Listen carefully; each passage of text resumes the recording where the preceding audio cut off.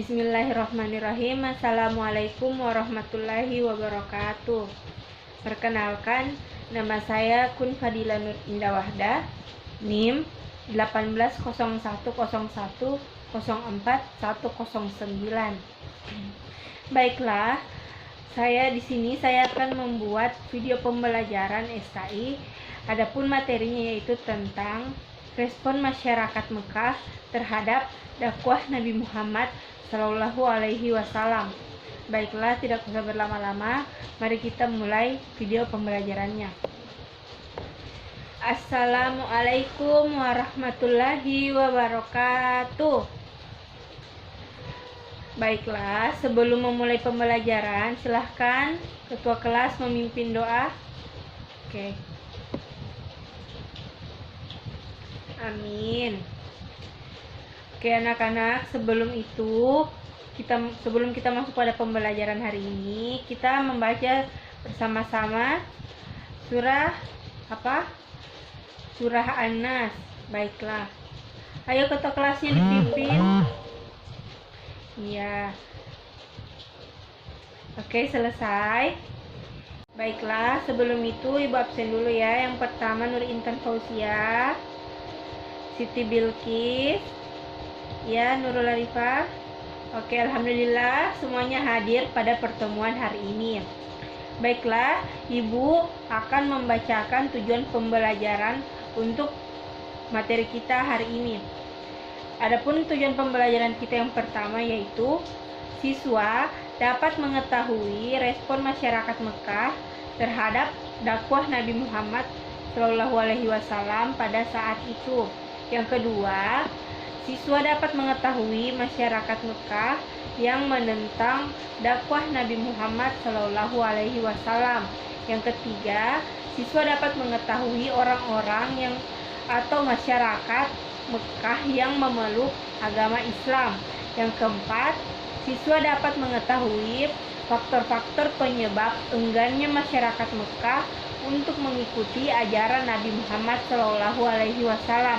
Dan yang kelima adalah siswa dapat meneladani sikap Nabi Muhammad Shallallahu Alaihi Wasallam yang pantang menyerah dalam berdakwah di Mekah. Iya, jadi itulah tadi tujuan pembelajaran yang akan kita capai hari ini yang telah Ibu bacakan. Baiklah, kita masuk pada materinya. Silahkan dilihat bukunya masing-masing, Ibu akan bacakan. Yaitu suku Quraisy pada khususnya dan masyarakat kota Mekah pada umumnya menolak dakwah Nabi Muhammad Shallallahu Alaihi Wasallam karena mereka menyebarkan fitnah tentang ajaran yang dibawa Nabi Muhammad Shallallahu Alaihi Wasallam, dan banyak masyarakat yang terpengaruh dengan fitnah tersebut, bahkan memusuhi beliau. Orang-orang kafir Quraisy pada umumnya tidaklah berani secara langsung mengganggu Nabi Muhammad Shallallahu Alaihi Wasallam secara langsung karena mereka segan terhadap Abu Talib paman Nabi dan Khadijah istri Nabi. Hanya orang-orang Quraisy yang merasa memiliki kedudukan yang kuat saja yang berani mengganggu Rasulullah Shallallahu Alaihi Wasallam. Sampai sini paham? Oke, siapa-siapa saja yang menentang dakwah Nabi? Jadi, yang paling menentang dakwah Rasulullah ialah Abu Lahab, yaitu paman Nabi, dan Ummu Jami, istri Abu Lahab. Padahal Abu Lahab adalah salah satu paman Nabi Shallallahu Alaihi Wasallam yang seharusnya melindungi dan mendukung Nabi Shallallahu Alaihi Wasallam. Bahkan awalnya Abu Lahab sangat gembira saat kelahiran Nabi Muhammad. Begitu gembiranya Abu Lahab dengan kelahiran Nabi, Abu Lahab membebaskan budaknya yang bernama Suwaibah yang membawa kabar kelahiran Nabi Muhammad Shallallahu Alaihi Wasallam kepada Abu Lahab. Namun, setelah Muhammad diangkat menjadi Nabi dan Rasul, Abu Lahab justru menjadi penentang utama dakwah Nabi Muhammad. Tokoh lainnya yaitu yang sangat gencar menghalangi dakwah Nabi, yaitu Abu Jahal. Ia bukanlah kerabat Nabi Muhammad karena Nabi Muhammad berasal dari Bani Hashim, sedangkan Abu Jahal berasal dari Bani Makhzum. Namun sama-sama berasal dari suku Quraisy. Saat muda, ia dikenal memiliki kecerdasan dan kebijaksanaan sehingga mendapat julukan Abul Hakam atau Bapak Kebijaksanaan. Namun sayang, kebijaksanaannya tidak sanggup mengantarkannya untuk mendapatkan hidayah dari Allah. Malah Abu Jahal menjadi salah satu musuh terbesar Nabi Muhammad SAW dan dakwah beliau. Walaupun dakwah Nabi Muhammad mendapat rintangan, dakwah beliau tetap berlangsung. Jadi dakwahnya itu tetap berlangsung. Sampai di sini ada yang ingin bertanya? Silahkan. Kalau tidak ada, Ibu lanjut. Jadi siapa-siapa saja orang-orang yang menerima dakwah pada awal, mereka itu disebut dengan as-sabiqunal awwalun. Adapun di antara as-sabiqunal awwalun, yaitu terdapat orang yang paling pertama memeluk Islam. Orang yang pertama kali memeluk Islam itu adalah dari golongan pria dewasa, ialah Abu Bakar As-Siddiq, sahabat karib Nabi sendiri. Dari golongan wanita dewasa ialah Khadijah, yaitu istri Nabi. Dari kalangan anak-anak ialah Ali bin Abi Thalib, sepupu Nabi. Dan dari kalangan budak ialah Zaid bin Harisah, anak angkat Nabi. Saat orang-orang kafir Quraisy merasa gagal menghalangi Nabi Muhammad SAW berdakwah, mereka mengalihkan untuk menyiksa para pengikut Nabi SAW, khususnya para pengikut yang berasal dari kalangan budak dan orang-orang lemah. Adalah Habab bin Al-Arad yang menerima siksaan, yakni kepala dan punggungnya ditempeli besi panas. Bilal bin Rabah yang ditelentangkan di gurun pasir yang panas, lalu dadanya ditindih dengan batu besar. Bahkan Yasir dan istrinya Sumayyah menjadi syuhada pertama dalam Islam setelah keduanya dibunuh oleh majikannya tersebut. Sungguh keji perbuatan orang-orang kafir Quraisy tersebut, yang mereka menentang dakwah Nabi Muhammad SAW. Itu tadi penjelasannya. Sampai di sini anak-anakku sekalian, ada yang ingin ditanyakan? Kalau ada silahkan bertanya, Ibu akan menjawabnya. Atau ada dari teman-teman sekalian yang bisa menjawab? Ya. Jadi kita lanjut. Di sini kita akan membahas tentang apa saja sih faktor-faktor penyebab enggannya masyarakat Mekah untuk mengikuti seruan Nabi Muhammad SAW. Antaranya yaitu yang pertama, mereka takut jika kehilangan kekuasaan. Masyarakat Mekah terdiri dari banyak bani atau marga.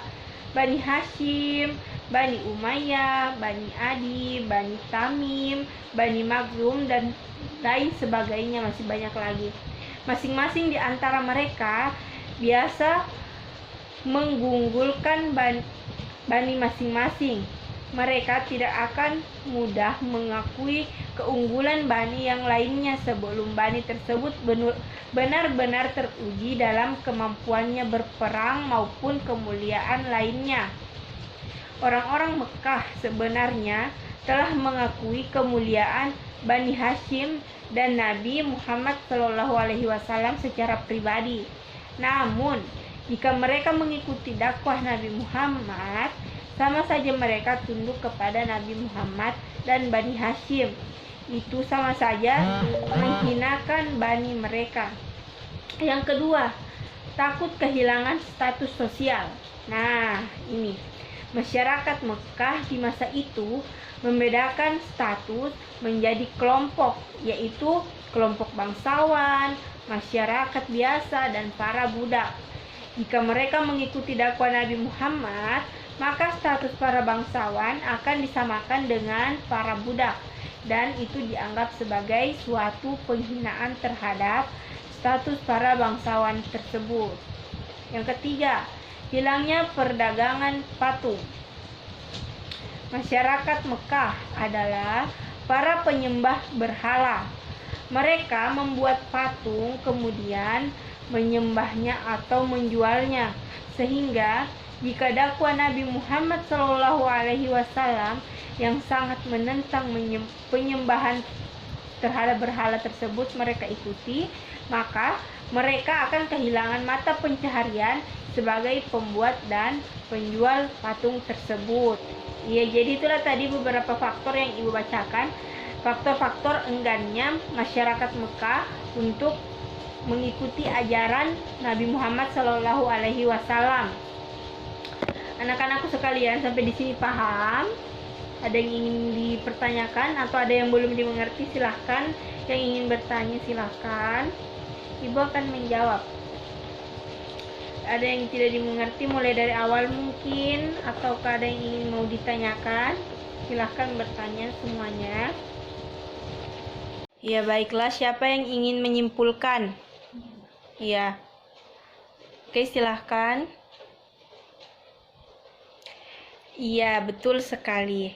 Jadi, kesimpulannya adalah respon masyarakat Mekah terhadap dakwah Nabi adalah sebagian besar masyarakat Mekah menolak dan sebagian kecil menerima dakwah dari Nabi Muhammad SAW. Kaum Quraisy tidak senang menerima akan kedatangan agama Islam di kehidupan mereka. Jadi, mereka ada yang menentang dan ada juga yang tidak menentang. Ada yang menerima dan ada juga yang tidak menerima dakwah Nabi tentang ajaran agama Islam itu sendiri. Baiklah anak-anakku sekalian, sampai di sini dulu pelajaran kita hari ini. Sebelum itu, Ibu ingin memberikan tugas. Tugasnya ada pada halaman 59. Silahkan dicatat. Di situ ada esai 5 nomor. Minggu depan dikumpul ya. Oke, baiklah. Mohon maaf untuk pertemuan hari ini Ibu cukupkan. Oke, semuanya sebelum ditutup mari berdoa. Silakan ketua kelasnya dipimpin. Oke. Alhamdulillah, baiklah. Wassalamualaikum warahmatullahi wabarakatuh. Ya, jadi itulah tadi video pembelajaran SKI dari saya. Mohon maaf jika banyak kurangnya karena di sini saya juga masih belajar. Saya Kun Fadila Nur Indah Wahda. Wassalamualaikum warahmatullahi wabarakatuh.